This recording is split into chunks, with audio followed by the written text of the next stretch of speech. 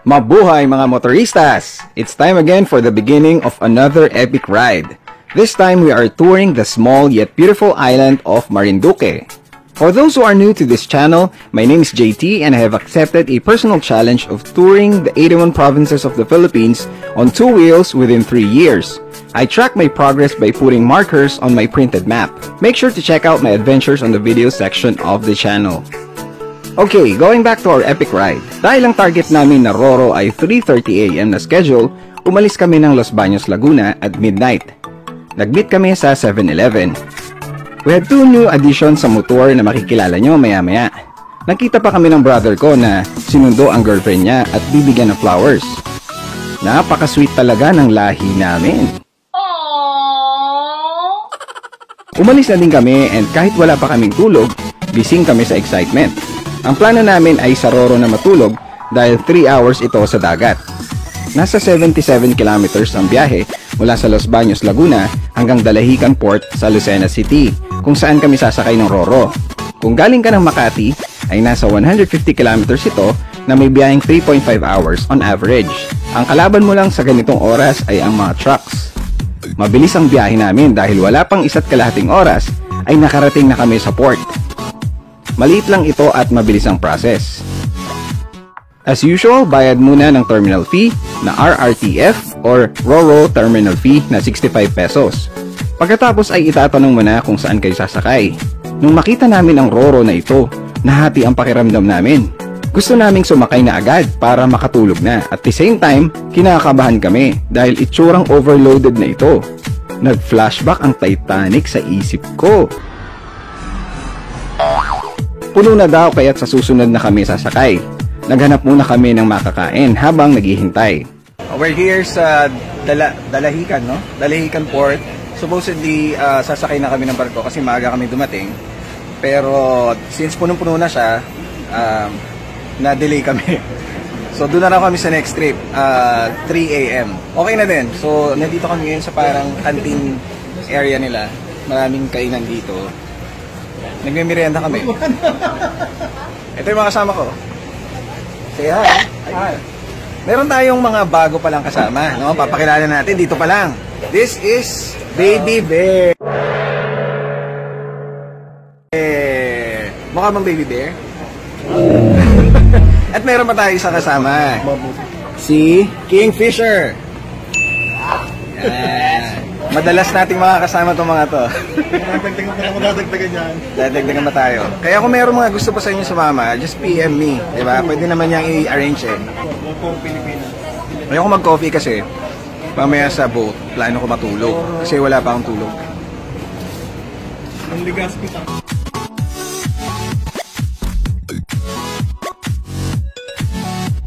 Nung sumakay na kami ng Roro, ito ang bumulaga sa amin.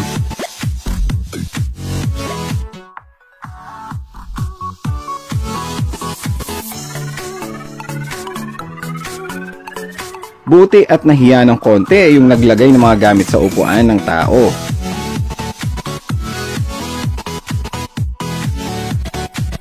Malayo ito sa na-imagine namin. Walang aircon, sobrang init dahil dikit-dikit ang tao, at may kakaibang amoy sa paligid. Ni hindi kami makasandal ng maayos at lalo nang hindi makatulog. Yung ibang kasama namin sa sahig na pumwesto, nagmistulang bilibid prison.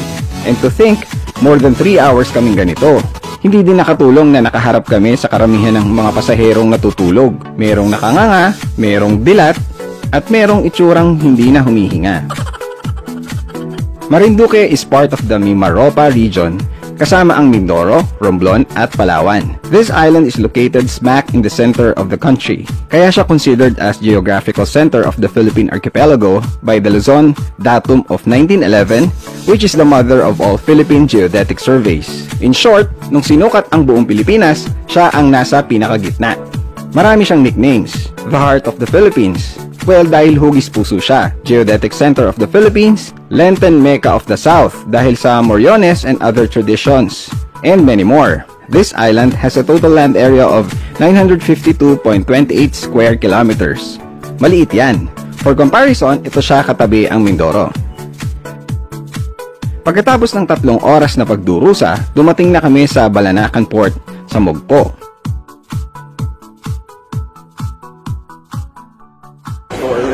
here at Talakanan Port. Hirap ng pwesto. Hindi kami nakatulog halos. Actually ako hindi ako nakatulog. So good luck sa akin sa survive ko.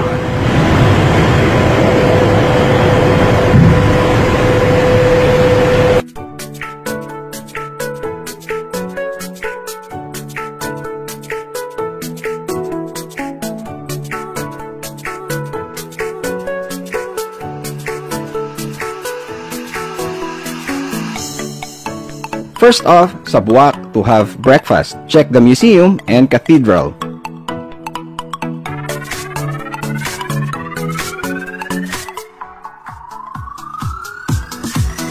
Maganda ang view galing sa port. Kitang-kita ang dagat.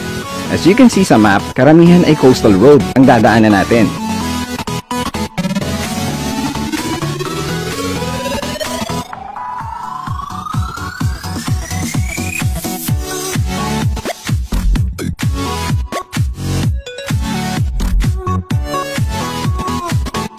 Halos 30 minutes lang na biyahe at dumating na kami sa Buwak, particularly sa Kusina sa Plaza. Here, we just got here sa Kusina sa Plaza. Right here. Unfortunately, dahil sobrang aga pa, I think it's around 6:30. So pagpunta namin dun sa loob, nagpe-prepare pa lang daw sila. Wala pang food, diba? This is another one na kilala dito. Good Chow. Unfortunately, sarado pa din. Wala kami ngayong makainan. So makapapansin nyo na preserve nila yung mga dating design ng mga bahay. So nandito yung Kusina sa Plaza. Right across that is the National Museum of Marinduque. Ito. So supposedly kasama siya sa itinerary. Kaya lang, yun nga, hindi namin alam kung anong oras magbubukas. So, by the way, siguro we'll just make some a few changes dito sa vlog natin. I'll be doing more talking on the spot kesa dun sa narrated or sa magpo-voiceover pa. Umuna na ang mga kasama ko para maghanap ng makakainan habang ako ay gumawa ng paraan to get some information about this restaurant.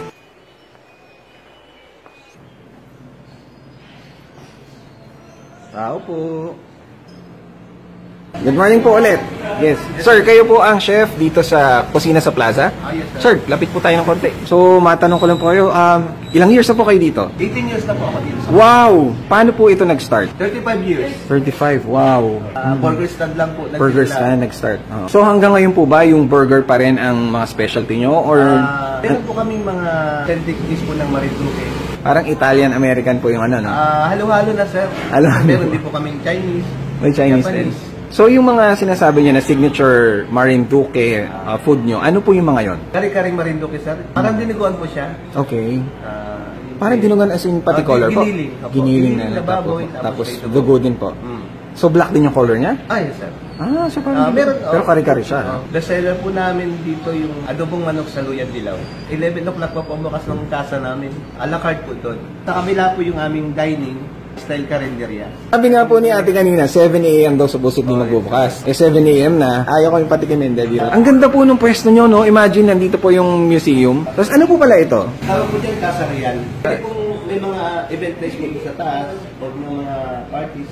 I see. Sa mga nanonood po, kung sakali pong mag-uwi po kayo ng probinsya namin, hanapin lang nyo po Kusina sa Plaza. Nagsaserve po kami ng mga authentic food po ng Marinduque. At saka po, meron pa pong iba.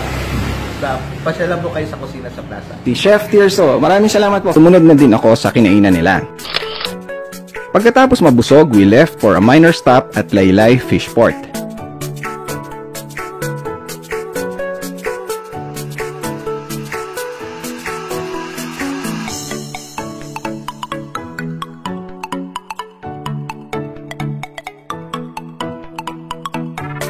So we're here at Laylay Fishport. Under renovation siya. Itong part na to.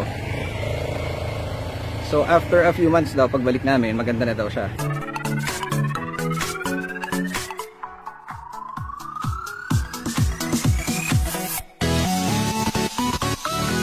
Welcome to Marinduque! Yay!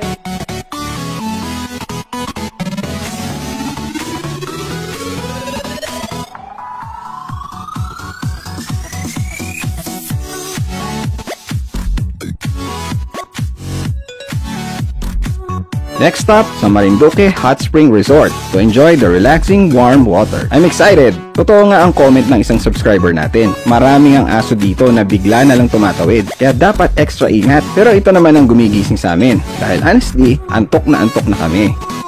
We finally arrived at the resort.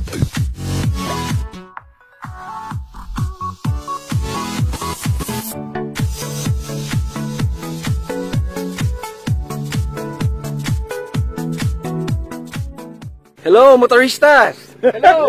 Hello, mga motoristas daw! Hello! Dito na tayo sa Marinduque Hot Spring Resort. Dito sa Buena Vista, Marinduque. Check daw muna nila kung gusto nilang maligo sa loob. Pero ako definitely ready to swim na tayo. So far so good. Dahil ilang beses na tayong bumiyahe ng malalayo. Bicol, Mindoro. Parang wala na masyadong parang maigli na eh. Kumusta ba again si Baby Bear? So kumusta ba ang trip mo so far? Enjoy mo ba? Ako naman, sobrang saya. Sobrang saya, di ba? Lalo na yung pag may mga tumatawid na aso, di ba? Oo, yun yung challenge, nakagising eh. So ito ang kanyang ride. XR150, di ba? Tama ba? Ito naman tayo kay Kingfisher. So, kumusta naman ang ride natin? Ito kasi si Kingfisher. Ano to? Batikan na to eh. Oo, veterano na to. Imagine mo buong Pilipinas, no? Oo, nadali na. Nadali. Tapos nagano siya, Ironman, di ba? Tama ba? Tinapos niya yung 1,200 kilometers in under 18 hours siguro, 18 no? hours. Saan tayo, sweetheart?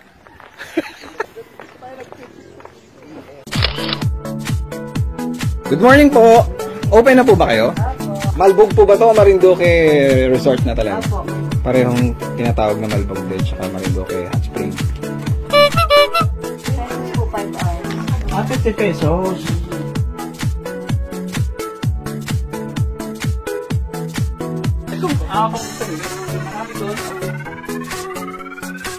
Uy, okay. Ano yung tama pala? Welcome, Marinduque! Yay! Thank you po! Ano po ang sa tingin nyo pinaka maipagmamalaki ng Marinduque of all the provinces? First of all, the people.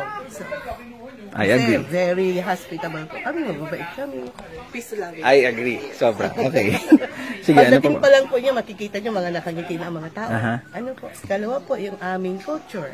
Okay. We have the Marianes. Aha, festival. Yeah. Festival. Lalo po pagdating ng Holy Week. Meron kaming vlog. Sige. Pwede niyo pong silipin kasi after 1 week po, makikita niyo na yung sarili niyo doon. Ay, sus naman. Sana Yes. pala nakapag-makeup ako. Thank you, Mama Et. Alright, welcome alright. po. Thank you. Okay, dito na kami sa cottages. Ninenegotiate pa namin yung gagawin naming lunch. Still 9 a.m. Tapos ang ETA namin dito sa schedule is 10:30 around that. So meron pa kaming, advance kami ng mga 1 hour, which is a good thing. Para we have time to enjoy and relax.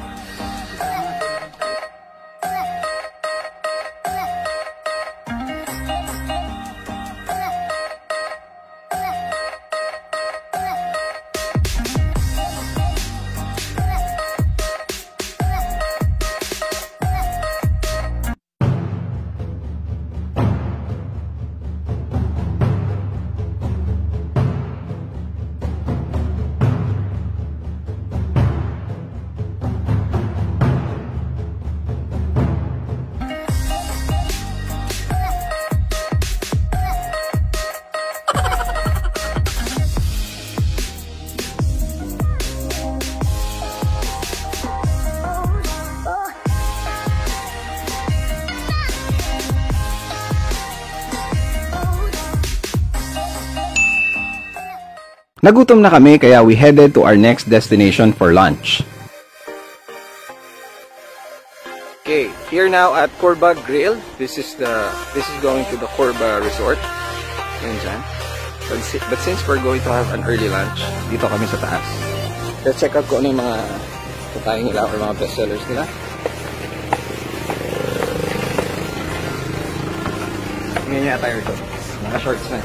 Hindi na ako nagpalit ng pants kasi mag-swim din kami sa Toktoy Beach. Nice. Parang transform.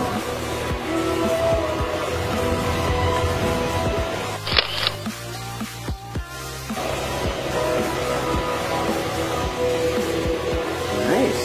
This is a nice place to dine. self-serving. Courtesy water. Dito yung sa rooftop sa labas, second floor.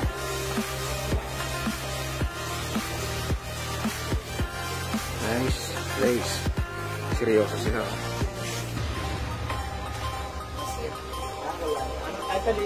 Meron.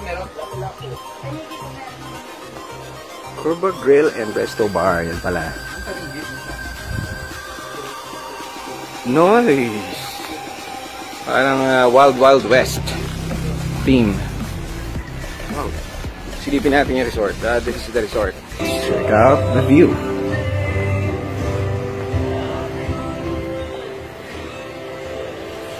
Ito. Yun nga naman, kurba kasi. Sige. Kaya pala kurbado. Din sa daan. So, ano na, okay na? Ulitin mo nga, ano? Oh. Ulitin mo nga, ano, Kyle. May pangalan ba? Kyle, pangalan niya, Kyle. May mix sipol, eh. Ako. Isang chop suey, isang sisig pork, isang grilled tanigi, isang tanigi sisig. Dito ulit tayo sa Buena Vista for Baguio. Hello again.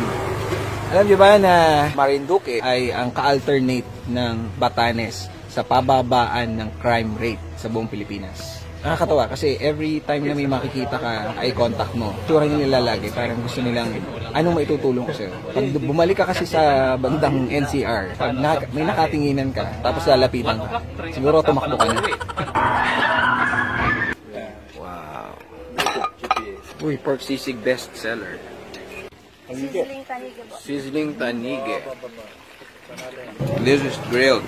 The other one, yung wala na ngayon, ay sizzling.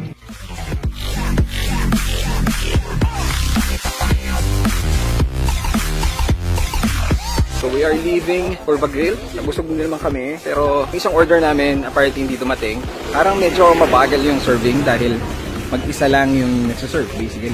Anyway, we're off to Oktoy Beach. Dalawa ang pwede mong daanan sa southern part ng island. Ang Buak, Gasan, Torrijos Road at ang Buena Vista, Lipata, Dampulan, Tigui Road. Ang hahaba ng pangalan, no? Gawin na lang nating BGT and BLDT respectively. Ang daan na BGT ay ito. Puro paakyat daw ito dahil dadaan ng bundok. Mas maikli din ito. Pero dahil mas gusto namin ang scenic view, dun kami sa coastal road na BLDT. Tapa, dadaan kami sa isang pwesto na overlooking Elephant Island, popularly known as Villaroca Island. This is Elefante Island or the resort Villaroca. Villaroca is a very upscale resort. It's around, I think, 80,000 pesos per night or mga around that range. Right now, I'm not really sure pero merong news na sarado na raw siya. Such a shame, ang ganda-ganda pa naman niya, oh. May balita na nagsara na siya since last year and when I researched online, meron nga mga nag-confirm. I don't know if balik na sila sa operation. Ito ang rates nila noong 2009. You can reach this resort via luxury yachts or private helicopters. Plano pa naman sana namin dito matulog mamaya. Kaso sayang, sarado na pala. Maraming mga pakalat-kalat na wild boars dito.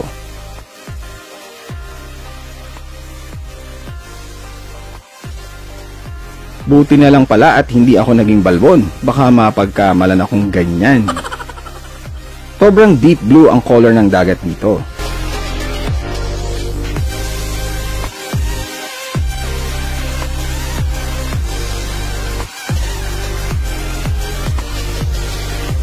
And if you look closer, the water is very clear.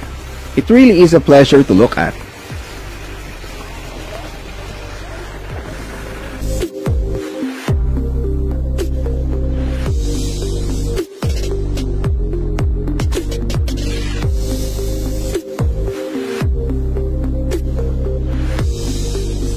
And finally, we reached Poktoy Beach.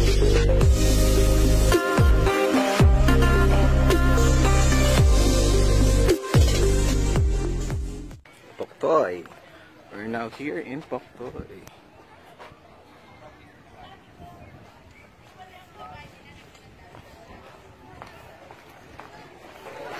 Torrijos Rest House. Torrijos Beach Rest. So marami mga cottages pala dito. Pare-pareho. Uy, may available doon na room. Naghahanap kami ngayon ng room.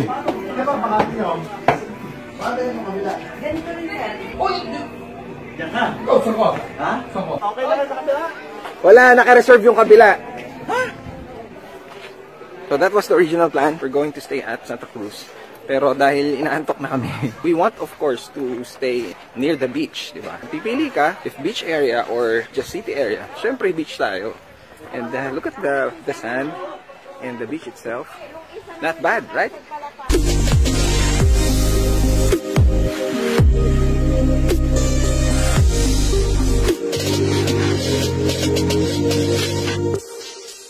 We were planning to stay here na actually dito sa Puktoy Beach. Unfortunately, isang room lang yung available. Tatlo lang yung kasha. Sa akin nakaharap. So, I don't know if may option kami kung magstay kami dito. Kung wala kami mahanap, of course, alam naman maghiwalay pa kami. Kung wala kami mahanap, doon na kami ulit sa Santa Cruz. Check-in pa lang kami. Ngayon yung beach. Marami rin palang tao. Of course, it's a holiday, so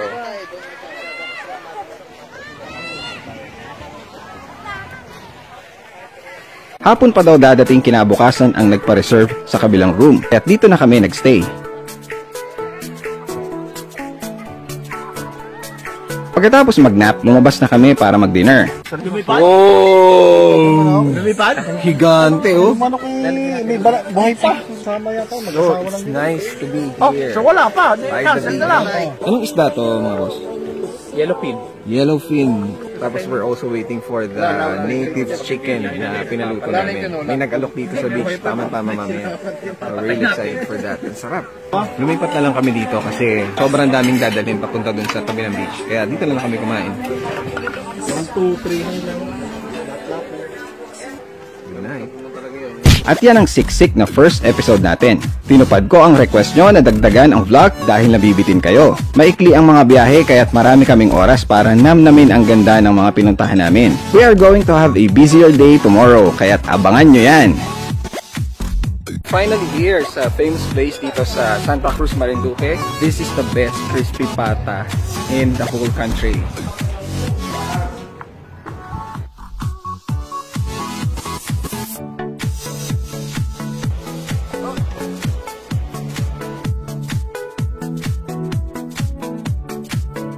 Subscribe to our YouTube channel, click the bell icon, and follow us on Facebook and Instagram.